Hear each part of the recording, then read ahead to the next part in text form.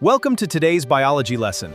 Have you ever wondered how a tiny honeybee can tell thousands of other bees exactly where to find food without saying a single word? Let's uncover the incredible science.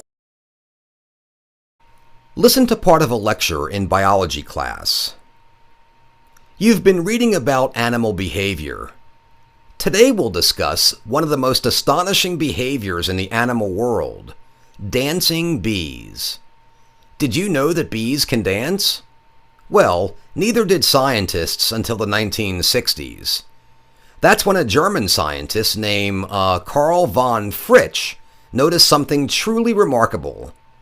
As he was observing honeybees, he noticed that some of the bees, which he called scout bees, flew out of the hive to look for food. When a scout found a site where there was food, it flew back to the beehive and started dancing. This dance somehow told the other honeybees where the food was, because after the dance, some of the bees flew from the hive straight to the site of the food. Von Fritsch called the bees that collect the food forager bees. He thought the scout bees' dance told the forager bees three things. First, the smell of the food it had found. Second, which direction to fly to reach the food. And third, the distance of the food site from the beehive. Von Fritsch won the 1973 Nobel Prize for this discovery, but many scientists were skeptical of his theory. They didn't believe it was the dance that led the forager bees to food. Instead, they thought it might be, the smell of the food in the dancing bee, or maybe that they just followed the scout back to the food site. Well, very recently, some British scientists used a new type of radar to prove that von Fritsch's theory was indeed correct. It is the dance that communicates this information to other bees. British researchers found that the scout bees perform two types of dances.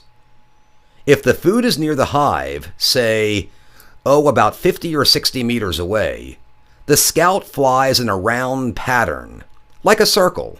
This tells the location, but not the direction of the food site.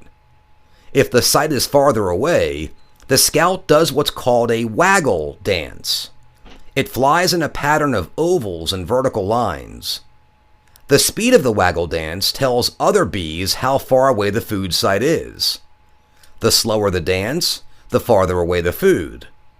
If the scout flies in a vertical line up the side of the beehive, it's telling the foragers to fly directly towards the sun. If the scout flies vertically down the hive, it's saying, fly away from the sun. Up is toward, down is away. If the scout flies at an angle to the hive, it's telling the foragers to fly neither toward nor away from the sun, but in between. The bees have a special internal mechanism to know which angle they should fly based on the sun, the hive, and the food site. They can also measure the distance they fly by recording the motion of things they see as they fly past. Now, one problem with von Fritsch's theory had been this. It seems to take the forager bees a long time to reach the food site. That's why scientists thought that perhaps it wasn't the waggle dance that led them there. For many years, scientists couldn't follow the foragers after they left the hive, because they didn't have the technology. Just a few years ago, though, the British scientists solved this problem using a new type of radar. They were able to attach a small radio transmitter to forager bees. I don't know how, but they did.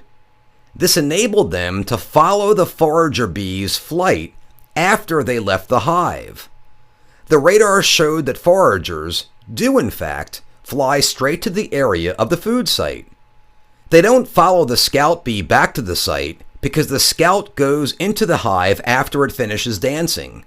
Well then, if the waggle dance does lead the foragers directly to the food site, why does it take so long for them to find the actual food? The answer is that the waggle dance leads the foragers only to the general area of the food. It doesn't tell them the exact location of the flowers or plants that have the food. So the foragers have to spend a while flying around the area before they find the exact location of what they're looking for. Thank you for watching. If you enjoyed today's lesson and learned something new, please give this video a thumbs up, subscribe to the channel, and share it with your friends.